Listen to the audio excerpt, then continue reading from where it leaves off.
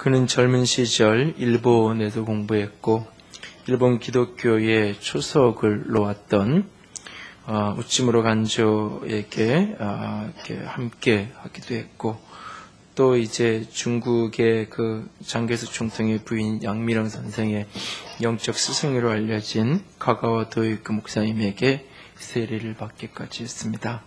일제하에서는 독립운동 활동을 하기도 했던 그는, 그의 집안은 우리나라에서 손꼽히는 부자였다고 합니다. 지금은 동이 3개씩이나 이렇게 나누어질 만큼 드넓은 김포 지역의 땅이 모두 그의 것이었다고 합니다.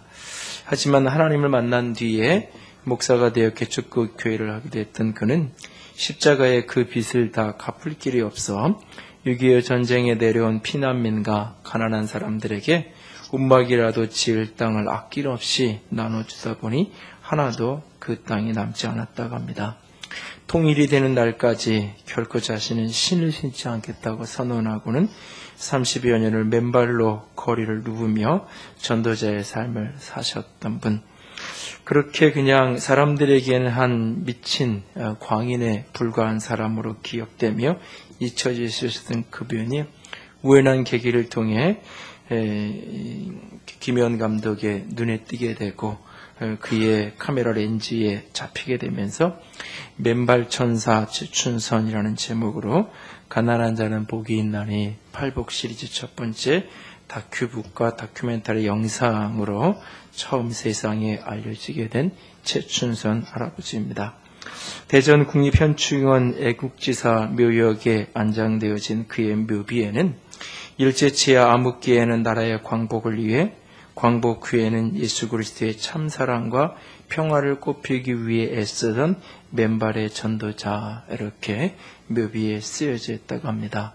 사람들에게는 그저 그렇게 한 사람의 광인에 불과했던 그분의 삶 속에 많은 도전과 생각을 하게 됩니다. 때로는 거친 눈밭을, 또 그리고 때로는 거친 아스팔트를 맨발로 그렇게 거니시면서 조롱과 비웃음을 뒤로 한 채 수십 년을 광야를 걸어 그렇게 수많은 사람들에게 하나님의 복음을 증거하기 원했던 그의 삶의 여정, 그리고 그의 삶의 끝자락에 그가 했던 마지막 멘트는 충성은 열매 가운데 하나요 라고 하는 말이었습니다. 김현 감독의 마지막 촬영 영상본에서 마지막 장면 황급히 지하철에 오르시면서 했던 그분, 충성은 열매 가운데 하나요라는 그 말과 함께 지하철에 올라 그렇게 마지막 손을 흔들며 어디론가 먼 길을 가시는 것처럼 인사를 하시던 그날, 1호선 수원행 열차에서 전도하시다가 의자에 앉은 채로 평안하게 하나님의 품에 안기게 됩니다. 모든 충성을 다한 그분이 우리에게 남겨놓은 충성의 몫을 그대로 남겨둔 채 충성은 열매 가운데 하나요라는 외마디와 함께 그렇게 하늘나라에 이르셨습니다. 2월의 품성은 충성입니다. 충성 충자에 정성성자를 사용하는 충성이라는 품성, 오늘 이 충성에 대해서 조금 더 같이 나누기 원합니다. 먼저 충성의 정의를 같이 한번 읽기 원합니다. 함께 읽습니다. 어려울 때일수록 하나님과 하나님이 내게 섬기라고 명하신 사람들에게 헌신을 다하는 것. 이 두 가지 포인트를 기억해야 합니다. 하나는 어려울 때일수록, 또 하나는 헌신을 다하는 것입니다. 충성이란 하나님과 하나님이 내게 섬기라고 명하신 사람에게 헌신하는 것, 그것이 충성인데, 충성이라고 갖다 붙이려면 그 헌신이 어떤 때, 어려울 때일수록 더 어떤 모습으로 자신의 헌신을 다한, 최선을 다한 모습이어야 한다라고 말하고 있습니다. 충성이라고 표현되어진 이 말이 신약성경이 히브리어로 피스토스라고 하는 단어로 쓰여지는데요. 이 말은, 피스토스라는 말은 이 믿음이라는 단어에서 수동적 파생어, 내가 믿는다라고 하는 말의 수동태에서 파생된 단어인데요. 그래서 충성스럽다, 충성되다, 이 말은 신뢰할 만하다, 믿을 만하다, 그래서 영어 표현으로 종종 faithful이라는 표현으로도 사용되는데요. 신실하다, 성실하다, 믿을만하다 이런 사람을 가리켜서 충성스럽다라고 말하고 있습니다. 믿음으로 충만한 사람, 성실하고 신실함으로 가득한 사람, 사실 오늘날 현대인들에게 충성이라는 이런 품성은 별로 이렇게 어울리지 않는, 그래서 이렇게 군사문화적인 그런 어떤 분위기가 느껴지면서 내가 충성하겠다라고 말하면 그것을 긍정적인 관점보다는 부정적인 시각으로 훨씬 더 많이 바라보는 단어가 이 충성이라는 단어가 되어버렸습니다. 그럼에도 불구하고 오늘 하나님의 사람들에게 소중한, 꼭 필요한 성품 가운데, 품성 가운데 하나를 찾으려면 그것은 바로 충성의 모습일 것입니다. 충성에 대한 이런저런 생각을 하다가 잠언의 몇 구절과 오늘 본문의 이야기가 제 머릿속으로 스쳐갑니다. 잠언에 보면 먼저 25장 13절에 충성에 대한 이런 구절이 있습니다. 같이 읽을까요? 충성된 사자를 그는 보낸 이에게 마치 추수하는 날의 얼음 냉수 같아서 능히 그 주인의 마음을 시원하게 하느니라. 이스라엘 땅의 그 건조한 땅에 그 여름날에 추수할, 그 추수를 한참 하고 있는 그날에 땀 흘리는 그 고통스러운 그날 시원한 얼음 냉수 한 잔, 뼛속까지 시원케 되는 그런 느낌처럼 충성된 사람은 자신을 보낸 주인에게 그런 감동과 기쁨을 주는 사람이다 라고 말하고 있습니다. 그러나 문제는 이런 충성된 사람을 그렇게 쉽게 찾아보기 어렵다라는 것입니다. 그래도 잠언 20장 6절은 또 이렇게 말씀합니다. 많은 사람이, 같이 읽을까요? 많은 사람이 각기 자기의 인자함을 자랑하나니 충성된 자를 누가 만날 수 있으랴. 많은 사람들이 나는 신실한 사람이다, 믿을 만한 사람이다, 충성된 사람이다 라고 스스로를 피하라고 자랑하지만 그런 사람들이 어디 있겠느냐? 그런 사람들이 좀 있는지 제대로 좀 찾아봐라 라고 말씀하고 계신 겁니다. 충성된 사람, 믿을 만한 사람 하면 누가 떠오르십니까? 여러분 옆에 있는 사람 얼굴 한번 보세요. 믿을 만한가요? 믿어도 되겠어요? 그 사람을? 네. 이 부부가 교회 현관까지 같이 오고 따로 앉은 사람은 믿을 만하지 못해서 따로 앉은 게 아닌지 좀 이렇게 한번 검사를 한번 해봐야 되지 않을까 생각 드는데요. 참 스스로는 나를 좀 믿어달라고 이야기하지만 믿을 만한 사람이 누굴까? 충성된 사람이 어떤 사람일까라고 떠올려 보라고 하면 쉽게 떠올라지는 사람이 많지 않습니다. 오늘 함께 읽었던 본문 사무엘하의 이 본문은 충성이라는 단어가 한 단어도 등장하지 않지만 어느 날 다윗이 자신의 고향 그 베들레헴 성문 바로 옆에 있었던 그 우물물이 먹고 싶었어요. 성 위에 아들랑굴 산채에 있었던 그가 그냥 그 물이 갑자기 떠오르고 생각이 나서 그 물 한 모금 먹고 싶다라고 외마디처럼 자신의 소원을 이야기합니다. 그것을 어떻게 듣게 되었던 무명의, 성경에 그들의 이름조차 언급되어지지 않은 무명의 용사 3명이 그 이야기를 듣고는 이미 베들레헴은 블레셋 사람들에 의해서 점령된 지 오래였고 거기가 완전히 블레셋의 요새가 되어져 있는 그 성을 뚫고 들어가서, 성경은 돌파해서 지나갔다고 표현하죠. 돌파해서 그것을 뚫고 들어가서 그 베들레헴 성문 곁에 있는 그 우물에 물을 떠다가 다윗에게 가져오는 모습을 보게 됩니다. 예기치 못한 충성의 모습에, 예기치 못한 희생의 모습에 다윗이 감동했겠죠. 그러나 감동과 동시에 그는 도저히 그 물을 자신이 마실 수가 없었습니다. 왜? 그 물은 그냥 단순한 물이 아니라 그것은 피와 같은 것이었기 때문에, 그래서 그것을 자신이 마시지 않고 하나님께, 보좌 앞에 하나님께 쏟아 부어드리는 것을 보게 되죠. 용사들은 다윗에게 충성하고 다윗은 또 그것을, 그 충성을 자기 몫의 것으로, 자기 것으로 갖지 않고 그것을 또 하나님께로 내어드리는, 용사들은 다윗에게 충성하고 다윗은 하나님께 충성하는 그런 아름다운 모습을 우리가 보게 되어집니다. 여러분은 어떤 사람인가요? 나는 얼마나 충성된 사람인가요? 나는 얼마나 하나님과 하나님이 섬기라고 명하신 사람들에게 믿을 만한 사람인가요? 스스로에게 한번 자문할 수 있기 원합니다. 충성이란 어떤 것일까요? 믿을 만한 사람, 충성된 사람이 되려면 어떻게 해야 하는 것일까요? 첫 번째로 마음의 태도를 다듬는 것에서부터 시작할 수 있기를 원합니다. 충성의 문제는 외적인 행동의 문제가 아니라 충성은 마음 중심의 문제이기에 자신의 마음을, 자신의 중심을 다듬는 것에서 충성을 시작해야 합니다. 충성 충자는 가운데 중자의 마음 심자를 사용하죠.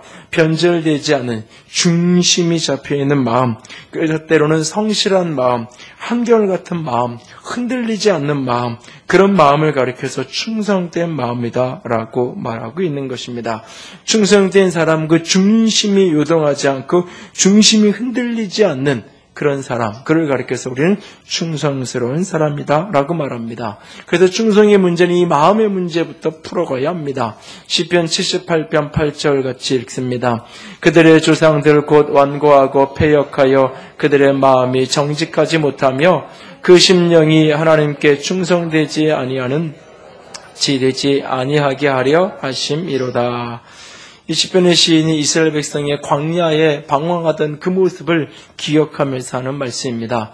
광야에서 끊임없이 하나님께 반역하고 하나님께 원망하던 그 세대를 가리켜서 심령이 하나님께 충성하지 않은 시대, 광야 세대를 가리켜서 그 마음 중심에서부터 하나님에게 충성하지 못했던 세대, 그래서 결국은 광야에서 그렇게 다 죽어갈 수밖에 없었던 세대를 언급하고 있습니다. 충성이란 겉모양으로 무엇인가 하나 두 개를 하고 못하는 것이 아니라 충성은 그 마음의 중심이 어디에 가 있느냐라고 하는 것입니다.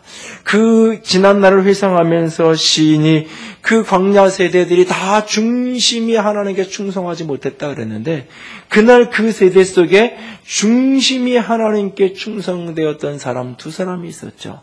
오랜 세월이 지난 후에 갈렙은 지난 날을 회상하면서 이런 이야기를 여호수아와 주고받습니다. 같이 읽어요.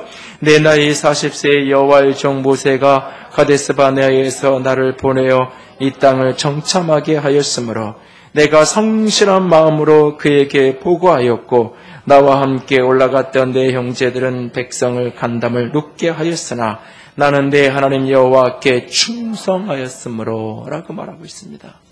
사람들은 다 자신의 눈에 보이는 대로 판단했고 자기 기준대로 자기 생각대로 판단했지만 오늘 하나님을 향한 충성함이 있는 사람들, 하나님을 향한 신실함과 성실함이 있었던 여호수아의 갈렙은 믿음으로 판단하고 믿음으로 이야기했던 그 세대의 사람들이 다 중심에 충성이 없던 그날에 오늘 중심으로 하나님께 신실했던 한 사람 여호수아의 갈렙은 우리는 기억하게 되어집니다. 충성이란 마음 중심에서부터 흘러나오는 것입니다. 오늘 함께 읽었던 본문 속에서도 그 용사들이 있는 곳에서 다윗이 내가 그 성문 곁에 있는 우물물, 베들레헴 성문 우물물을 먹고 싶다고 이야기합니다. 사람들은 이런 이야기를 할 수 있어요. 쉽게 왕이 돼가지고 리더가 돼가지고 저게 할 말이냐고. 지금 물이야 뭐 아무거나 먹어도 되는 거고 없으면 좀 참아도 되는 거지. 그 꼭 베들레헴 고향에 있었던 그 물을 먹어야 맛이냐고. 그 물이 그 물이지 라고 하면서 리더가 그런 이야기를 할 때 뭐 사람들이 그렇게 비난하고 그냥 뒤에서 궁시렁궁시렁 얼마든지 그럴 수도 있었을 거예요.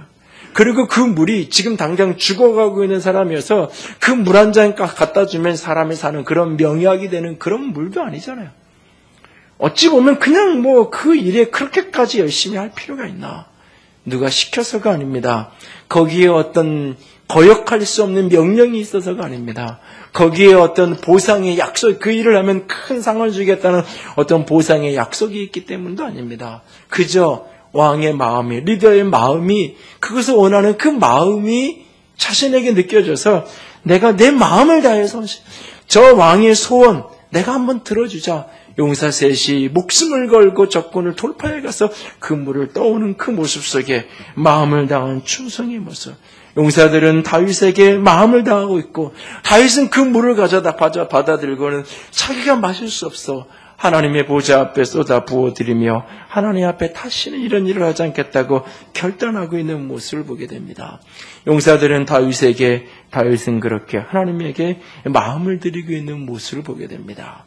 충성하는 사람, 믿을 만한 사람이 되고 싶은가요? 먼저 마음을 다듬는 일부터 시작하십시오. 돌아가신 고향주 목사님이 오래전 써놨던 글에 그 교회의 장로님 한 분을 이렇게 소개합니다. 폐암 말기를 맞은 한 장로님을 그 폐암 말기 진단을 받았던 소식을 듣고는 이렇게 글을 써놓으셨어요. 그 소식을 들었을 때 제가 아파서 수술한 것보다 더 큰 충격을 받았습니다. 아이고 기도 많이 하시는 귀한 장로님, 유는 주일학교를 맡으신 분인데 폐암 말기라니. 그런데 그분이 이렇게 말씀하셨습니다. 목사님, 저 항암 치료 안 받으렵니다. 아직은 괜찮으니 새벽 기도도 계속하고 하던 봉사도 계속할 겁니다. 그렇게 하다가 하나님께로 갈 겁니다. 그 후에 그분은 복수와 폐에 물이 차면 병원 가서 물만 빼고 오셔서 맡은 일을 신실하게 하셨습니다. 어느 날 그분이 저에게 이런 말씀을 하셨습니다. 목사님, 제게 한 가지 소원이 있습니다. 우리 교회가 암 말기 환자를 위한 호스피스를 마련하면 좋겠습니다. 제가 암 말기 환자들을 돕고 싶습니다. 자신이 폐암 말기인 환자인데 그런 제안을 하니 눈물이 날 정도로 감동을 받았습니다. 누가 시켜서 섬기는 것이 아닙니다. 누가 시켜서 억지로 충성하는 것은 충성이 아닙니다. 강요되어지거나 명령 때문에 어떤 돌아올 보상 때문에 하는 것, 그것은 진정한 충성이 아닙니다. 충성은 마음에서부터 흘러나와지는 것입니다. 그러므로 오늘 믿을 만한 사람, 충성된 사람이고 싶은가요? 먼저 내 마음을 다듬어 아름다운 모습으로 빚어갈 수 있기를 원합니다. 믿을 만한 사람, 마음을 다듬는 것으로부터 시작해야 됩니다. 두 번째로 충성된 사람, 믿을 만한 사람이 되려면 일상의 습관을 연습해야 됩니다. 충성은 일상을 살아내는 능력입니다. 그러므로 일상적인 작고 사소한 일부터 연습하고 훈련해야 합니다. 미국 동부에 가면 옐로스톤 국립공원이라는 곳이 있습니다. 그곳에 가면 많은 간헐 온천들을 볼 수 있어서 많은 관광객이 모여드는 곳인데요. 그곳에 가면 월드 페이스풀이라고 불려지는 아주 유명한 간헐 온천이 있습니다. 이 온천이 유명한 이유는 이 온천이 그냥 커서 유명한 것도 아니고 효력이 그 온천물이 굉장한 효과를 갖고 있어서도 아닙니다. 이 온천이 유명한 이유는 딱 하나, 그 온천이 갖고 있는 신실함 때문입니다. 월드 페이스풀 온천은 약 1시간 40분 간격으로 온천물이 고였다가 하늘 높이 솟아오르는데 그 모습이 가히 장관입니다.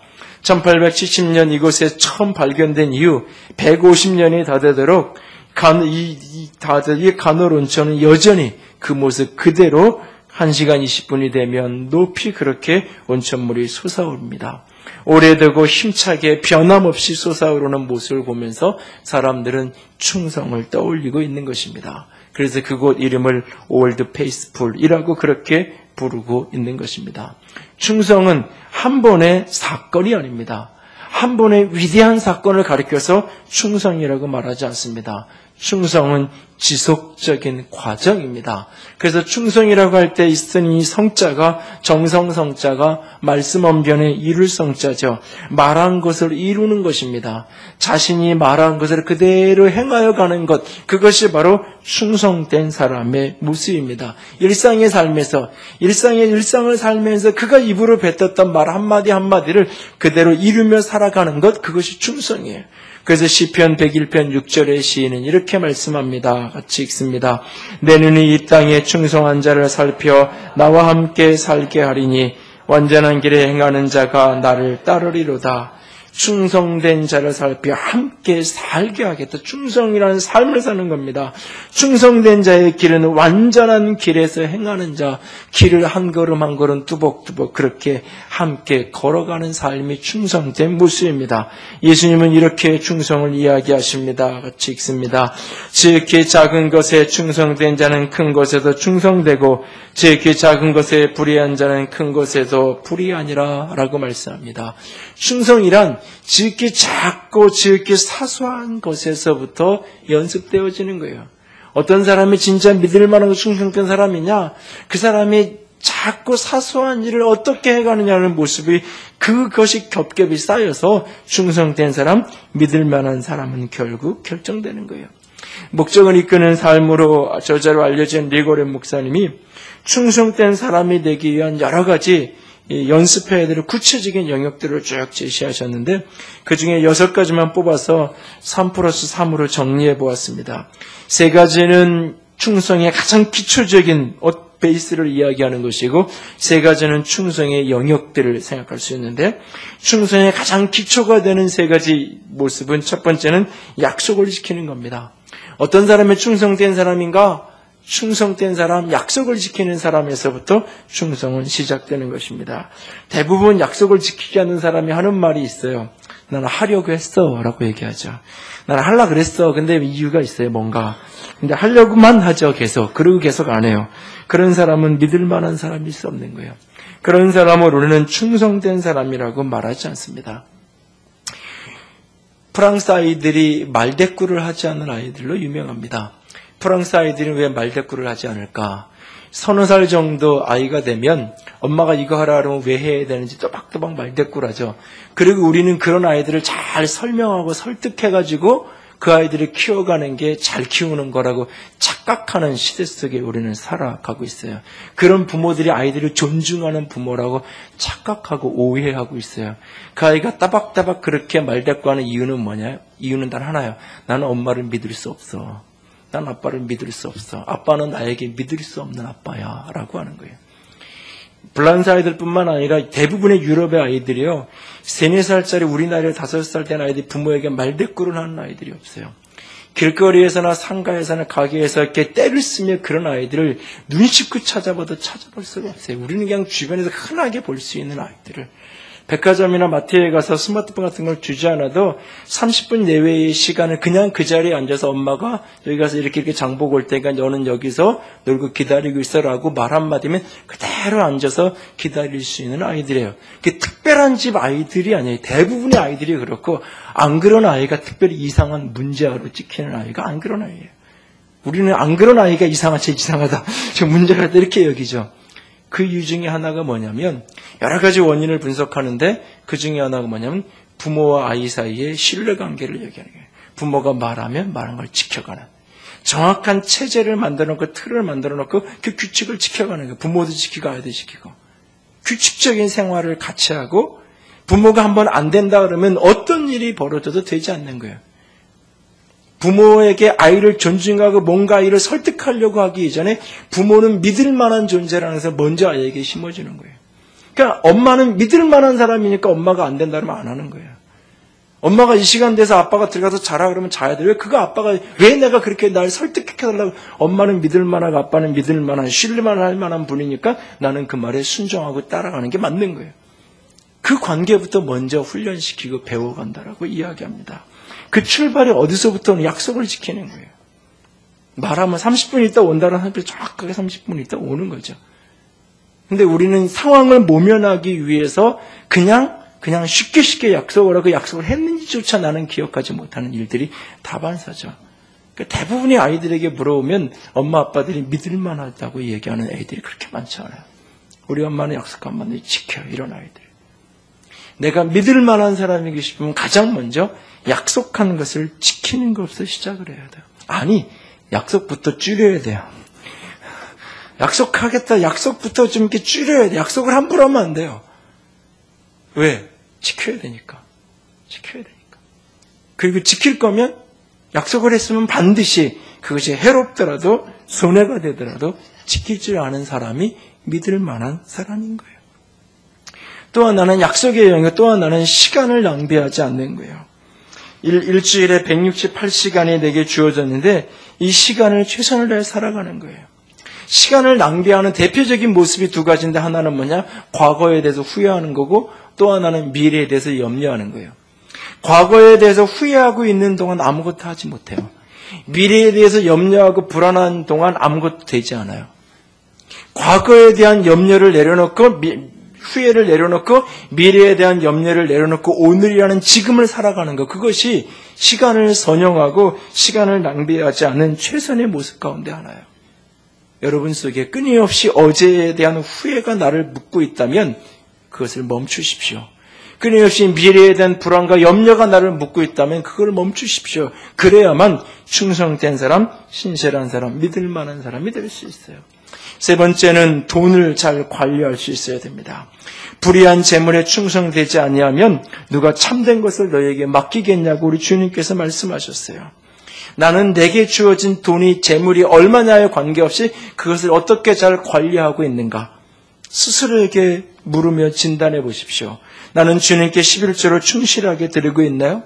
나는 갚아야 할 돈을 제때에 잘 갚고 있나요? 나는 헌금하는 돈과 내가 쓰는 돈을 비교해 볼 때, 그리고 쓰는 돈과 저축하는 돈을 비교해 볼 때 나는 균형 잡힌 생활을 하고 있나요? 아니, 쓸 것도 모자란데, 맨날 적자인데. 아니요. 저축할 수 없는 형편에 사는 사람은 단 한 사람도 없어요. 여러분들이 애들 키워보면 알잖아요. 똑같이 10,000원을 줬는데 어떤 애는 1,000원을 모았고요. 어떤 애는요, 그거 중간에 빌려서 썼어요. 똑같이 돈을 줬는데. 틀려요. 내가 얼마나 그것을 균형 있게 관리하는 능력을 내가 가졌는가. 난 하나님이 내게 주신 돈을 잘 관리하는 지혜로운 청직인가 스스로를 점검하십시오. 믿을 만한 사람, 충성된 사람이 되기에 가장 기초적인 것, 약속을 지키는 것, 시간을 관리할 줄 아는 것, 돈을 관리할 줄 아는 것, 세 가지를 점검하십시오. 그리고 세 가지 영역, 첫 번째는 결혼 생활을 소중하게 여기십시오. 결혼에 서약했던, 혼인 서약을 하면서 했던 그 고백을 정직하게 진지하게 생각하십시오. 내가 어떤 순간에도 사랑하고 어떤 순간에도 함께하겠다고 말했던 그 고백을 진지하게 생각하고 그 고백에 충실한 자로 살아가십시오. 두 번째로 그리스도의 몸인 교회에 헌신하는 자가 되십시오. 지역교회에 헌신하는 자가 되십시오. 요즘에 교계에서 만들어진 신조어 가운데 하나가 어떤 표현이냐면 가나안 성도라는 표현이 있어요. 가나안 성도라는 어떤 성도들을 지칭하냐면 신앙은 있지만 교회에 출석은 하지 않는, 그러면서 새로운 교회를 찾아다니는 사람들을 가리켜서 가나안 성도라고 말합니다. 왜 가나안 성도라고 말했을까요? 가나안을 거꾸로 읽으면 안나가가 됩니다. 그래서 안나가 성도 이렇게 말하면 조금 느낌이 안 좋으니까 뒤집어서 가나안 성도. 신앙은 있는데 교회는 출석하지 않는 그런 어떤 성도들이 점점 자꾸 늘어나고 어떻게 그 사람들을 도와야 되는가, 그런 부분에 대한 여러 관심 있는 글도 나오고 그러는데요. 물론 여기에 여러 가지 원인이 있어요. 가장 중요한 원인은 교회가 잘못한 것도 있고, 그 교회가 잘못하는 대부분의 것들은 목회자들의 문제고, 여러 가지 것들이 있어요. 그러나 동시에 그런 어떤 점검하고 고쳐야 될 여러 문제와 더불어서 이 시대적 가치, 지난주에도 말씀드렸지만 철저하게 자기중심성을 벗어나지 못하는 모습. 충성은 어려울 때일수록 헌신하는 거라고 그랬어요. 그러니까 어려워지니까 얼마든지, 가정도 어려워지니까 얼마든지 깰 수 있는데, 결혼관계조차도 삶이 어려워지고 힘들어졌다고 해서 그것을 멈출 수 있는 사람들이, 그리고 그것을 당연한 걸로 어떻게 그렇게 살아? 그런 형편에 어떻게 그런 상황에서 계속 살고 있어? 라고 그런 형편을, 어려운 형편을 견뎌내는 그런 결혼생활 어려운 형편을 지속하기 위해서 애쓰는 사람들은 오히려 어리석은 사람이라고 손가락질하는 그런 시대 속에 살아가다 보니까 신앙생활을, 교회생활을 어려움에도 불구하고 내가 교회에 어떤 헌신을 하고 희생을 하고 그런 그 사람들을 존중받고 칭찬받기보다는 저 어리석은 사람, 미련한 사람, 괜히 왜 그렇게 개척교회 가가지고, 왜 그렇게 건축 앞둔 교회 가가지고 고생을 해? 라고 사람들은 오히려 손가락질은 그런 가치관에 그대로 흘러 들어와 있는 그런 모습들을 만납니다. 충성을 연습하고 훈련하기 원하나요? 결혼을 소중히 여기십시오. 지역교회에 내가 어떤 부분에서든지 헌신해서 섬기는 자가 되십시오.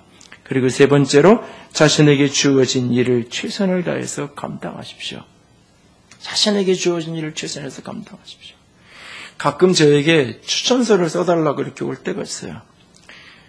그러면 이제 뭐 교회 관련돼서 이렇게 얘기를 하면 할 말이 있는데 그렇지 않은 경우 왜 나에게 추천서를 써오라고 그랬을까? 그런 질문을 스스로에게 이렇게 할 때가 있어요. 여러분 누군가에게 추천서를 써오라 그럴 때 추천서를 써오라고 하는 사람의 의도는 이거예요. 그 사람의 실력이 어떤지를 추천서를 통해 알고 싶은 게 아니에요. 이 사람이 어떤 능력을 가졌는지는 그 사람의 이력서와 자격증과 캐리어를 쭉 보면 이 사람이 어떤 경력과 어떤 직장에서 얼마큼 있었고 어떤 능력을 만들었고 과거에 어떤 업적을 있었고 포트폴리오를 쭉 보면 이 사람의 능력은 어느 정도 나오는 거예요. 이런 정도 능력이면 우리 회사에 뽑아서도 되겠다. 일단 객관적인 게 나오는 거예요. 그 다음에 추천서를 써오라고 말할 때 그거는 그런데 이런 실력 있고 능력 있는 사람인데 이 사람이 진짜 믿어도 될 만한 사람인가요? 이 사람이 신용이 있는 사람인가요? 이 사람이 신뢰해도 되는 사람인가요? 이 사람이 성실한 사람인가요?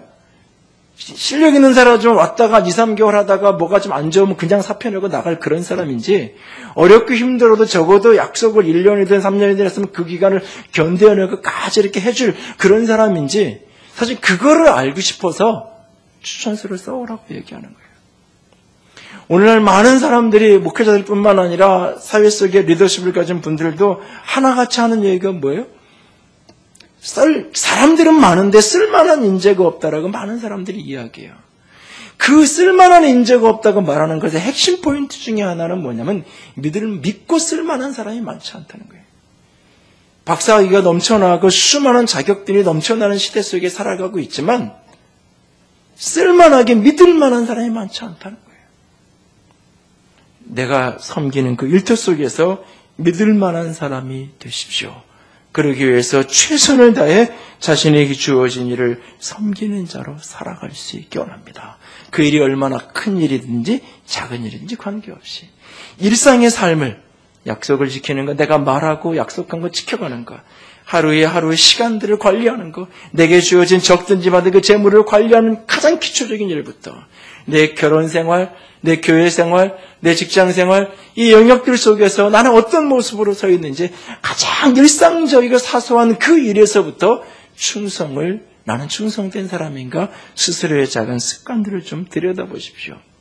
창세기 40장에 요셉과 관련된 이런 기사가 등장합니다. 같이 읽을까요? 그들을 친위대장의 집안에 있는 옥에 가두니 곧 요셉이 갇힌 곳이라. 친위대장이 요셉에게 그들을 수종들게 하며 요셉이 그들을 섬겼더라. 그들이 갇힌 지 여러 날이니라. 여러분 여기 보시면 여기서 그들은 누구냐면 술 맡은 관원전, 떡 굽는 관원전, 바로 왕을 섬기던 그런 비서실에서 바로를 섬기던 그런 사람들이에요. 그런 사람들이 무슨 일이 생겼는지 하여튼가 문제가 생겨가지고 감옥에 갇혔어요. 그런데 그 감옥이 요셉이 이미 갇혀 있었던 그런 감옥이었어요. 그런데 그날 어떻게 보면 둘 다 같이 죄수로 감옥에 갇혀 있는 신세잖아요. 그런데 요셉에게 역할이 주어져. 무슨 역할? 그 사람들을 섬기라고. 전직이 이 청와대 비서실에 있던 사람들이니까 감옥에 와도 그 사람들 좀 잘 섬겨주라고 역할이 주어져요. 그런데 그 역할을 누가 맡기나 가만히 보세요. 4절에 보면 친위대장이 요셉에게 그 일을 맡깁니다. 이 친위대장이 누구예요? 보디발이에요. 이 사람이 누구예요? 이 요셉이 그렇게 내 말 좀 믿어달라고 해도 믿어주지 않던 사람이에요. 나는 그런 적 없다고. 아무리 하소연하고 애원해도 자신을 믿어주지 않는 그런 상사였어요. 결국은 자신을 강간미수범으로 현행범으로 잡아다가 그렇게 감옥에 쳐넣은 사람이 그 사람이에요.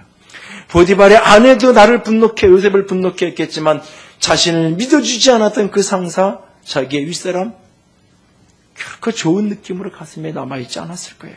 그런데 그 사람이 오늘 나에게 이 일을 맡겨요. 저 사람들을 섬기라고 일을 시켜요. 그 일을 잘하면 내가 너 풀어줄게. 어떤 보상의 약속이 있는 게 아니에요. 그냥 그렇게 나에게 오늘 또 다른 일이 맡겨졌어요. 여러분이라면 그 일을 성실하게 할 것 같아요? 여러분이라면 그 일을 충성스럽게 했을 것 같으세요? 요셉은 달랐어요. 그 일을 충성스럽게 감당했어요. 나를 믿어주지 않는 상사였지만, 나를 누명 씌워서 감옥에 집어넣은 상사였지만, 그럼에도 불구하고 그 사람이 오늘 내게 시킨 그 일을 나는 충실하게 충성스럽게 감당했어요. 그리고 그 사건이 계기가 되어서 세월이 흐른 후에 그 술 맡은 관원장이 그를 기억하고 바로에게 이야기해서 결국은 그 감옥에서 나오게 되는 계기가 되어지는 것을 보게 됩니다. 여러분, 직장 속에서, 세상 속에서 내가 나한테 잘해주는 상사, 나에게 고가 점수 늘 A+를 주는 그런 사람들에게만 내가 잘 보이고 충성하면, 아니요, 그렇지 못하지만 때로는 나를 야박하게 하고 나를 참 힘들게 하는 사람이었다 할지라도 오늘도 여전히 내가 그의 윗사람이, 그게 나에게 윗사람이라면 그가 오늘 내게 지시하는 일들에 대해서 성실하게 그것을 감당해내는 자가 될 수 있게 원합니다. 그 작은 모습이 우리를 믿을 만한 사람으로 만들어 갈 것입니다. 믿을 만한 사람, 충성된 사람이기 원하나요? 먼저 마음을 다듬으십시오. 그 일상의 삶 하나하나를 연습하고 훈련해 가십시오. 그리고 세 번째로 충성의 은혜를 기억하십시오. 상기하십시오. 오늘 내게 충성스럽게 다가오셨던 그 하나님의 은혜를 잊지 않고 기억하는 자가 되십시오. 믿을 만한 분, 신실한 분, 그 믿을 만한 분의 최고는 우리 하나님이시죠. 그분은 충성스러운 분이세요. 미쁘신 분이세요. 오늘 우리의 삶에 나보다 먼저 나에게 충성스럽게 믿을 만한 모습으로 내게 다가오셨던 그 하나님의 은혜를, 내게 대해 신실하셔서 나를 먼저 사랑으로 다가오셨던 그 은혜를 오늘도 잊지 않고 기억하는 자가 되십시오. 내게 충성하셨던, 내게 신실하셨던 그 은혜를 기억할 때 우리도 충성으로 응답할 수 있을 것입니다. 시편 98편 3절을 다 같이 읽습니다. 그가 이스라엘의 집에 베푸신 인자와 성실을 기억하셨으므로 땅끝까지 이르는 모든 것이 우리 하나님의 구원을 보았도다 라고 말씀합니다. 하나님이 우리에게 인자와 성실하심으로 베푸신 그것을 그분이 기억하시고 우리를 구원하신다고 말씀하고 계십니다. 오늘 하나님이 우리에게 베푸신 그 인자하심과 성실하심을 기억하고 계신 것처럼 오늘 하나님이 여러분에게 베푸셨던 그 인자와 성실을 기억하는 자가 될 수 있게 원합니다. 오늘도 그분이 내게 베풀어 주셨던 그 신실함 하나하나를 기억하십시오. 내 충성이, 내 신실함이 요동하고 흔들릴 때에 그가 나에게 베풀어진 그 은혜를 헤아려 기억하는 자가 될 수 있기를 원합니다. 하나님 한 번도 나를 실망시킨 적 없으시고 언제나 공평과 은혜로 나를 지키셨네. 지나온 모든 세월들 돌아보아도 그 어느 것 하나 주의 손길 안 맺힌 것 전혀 없네. 오 신실하신 주, 신실하신 주. 하나님의 신실하심을, 하나님의 충성됨을 노래하는 가장 아름다운 찬양 가운데 하나입니다. 그러나 이 곡을 쓴 최영도 형제는 2001년에서 2007년까지 약 6년 동안 뇌종양으로 암 투병을 하던 16살짜리 딸아이 로아를 천국에 보내는 고통을 겪어야 했던 분입니다. 그러나 그 아픔 속에서도 그는 고백합니다. 이 세상에 특글 하나도 하나님의 주권 아래 움직이지 않는 것이 없기에 나는 결코 하나님을 원망하지 않겠다고. 여전히 그분은 내게 대하여 신실하신 분이고 여전히 그분은 내게 대하여 선하신 분이라고. 인생을 한평생 평탄한 성공 가도를 달렸기에 하나님은 한 번도 나를 실망시킨 적이 없다고 고백하는 것이 아닙니다. 지난 수요일에 말씀드렸던 것처럼 자신이 오늘 경험한 경험으로 하나님을 판단하지 않고 하나님 그분을 그분으로 바라보는 믿음을 가졌기에 하나님이 내게 베푸신 그 은혜를 바라보면서 하나님을 바라보았기에 오늘도 그렇게 신실하신 하나님 앞에 설 수 있었던 것입니다. 하나님이 내게 베풀어 주셨던 그 신실하신 은혜를 오늘도 잊지 않고 기억할 수 있기를 원합니다. 그 은혜를 오늘도 붙들고 그 은혜 때문에 오늘도 신실하게 주님 앞에 충성하는 자가 되십시오. 오늘 그런 사람 한 사람, 바울이라는 사람을 또한 기억하기 원합니다. 그는 디모데전서에서 이런 고백을 합니다. 같이 읽습니다. 나를 등하게 하신 그리스도 예수 우리 주께 내가 감사함은 나를 충성되이 여겨 내게 직분을 맡기심이라. 이것이 그가 사명을 처음 시작한 날이 아닙니다. 수많은 충성됨의 열매를 거두었던 그가 고백합니다. 나를 충성되이 여겨주시고 인정해 주셔서 나를 직분자로 삼아주셨다고. 그러면서 그는 그날 이런 고백을 또 이어갑니다. 같이 읽습니다. 믿보다 모든 사람이 받을 만한 이 말이요 그리스도 예수께서 죄인을 구원하시려고 세상에 임하셨다 하였도다. 죄인 중에 내가 괴수니라 라고 말합니다. 죄인 중에 괴수와 같은 나에게 하나님이 구원의 은혜를 주셔서 나를 충성되게 여겨주셔서 나를 여기까지 세워주셨다고 말합니다. 그 은혜 때문에 그는 오늘도 그렇게 충성된 자로 주님의 길을 걸어가고 있었던 것입니다. 나의 충성이 요동되고 나의 신실함이 흔들리는 그날에 나를 향하여 여전히 신실하신 십자가의 우리 주님을, 그 충성된 주님의 은혜를 잊지 않고 기억하고 또 기억함으로 충성된 자로 살아갈 수 있기를 원합니다. 충성은 열매 가운데 하나요라는 마지막 말을 남긴 채로 저 천국에 이르셨던 고 최준선 할아버지가 늘 입꼬리처럼 자주 하던 말이 있습니다. 그 말은 진짜 죄인 중에 괴수인데, 나는 진짜 죄인 중에 괴수인데 하나님의 자비가 한량이 없어서 붙들어 주시니까 날마다 감사와 기쁨으로 승리한다라고. 그는 늘 하나님이 나를 향하여 자비로우셨다라고. 그래서 늘 선포하고 다닐 때마다, 거리에 지하철에 수많은 사람을 만날 때마다 하나님의 자비하심을 끝없이 그렇게 선포하고 살아가셨습니다.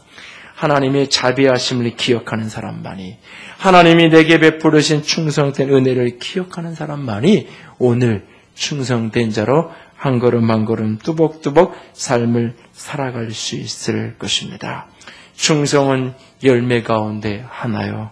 그의 뒤편에 남겨진 이 한마디 외마디 소리를 기억하며 우리 몫에 남겨진 충성을 다할 수 있는 저와 여러분이 될 수 있기를 원합니다.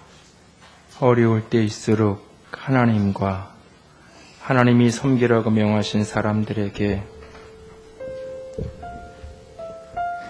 헌신을 다하는 것, 그것이 충성이라고 말씀하셨습니다. 나는 충성된 사람인가요?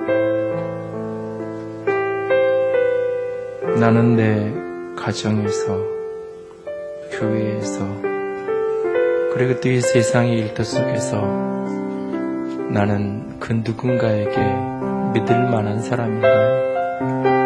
아니, 나는 하나님 앞에 믿을 만한 사람인가요? 내 마음의 중심을 그분 앞에서 다듬기로 결단합시다. 일상의 작은 일들 속에서 일상을 먼저 성실함으로 살아내겠다고, 훈련하겠다고, 연습하겠다고 작정합시다. 그리고 내게 주신 그 은혜를 오늘도 잊지 않고, 내게 주신 그 은혜로 인하여 나도 신실한 자로 살아가겠다고 결단합시다. 같이 기도합시다.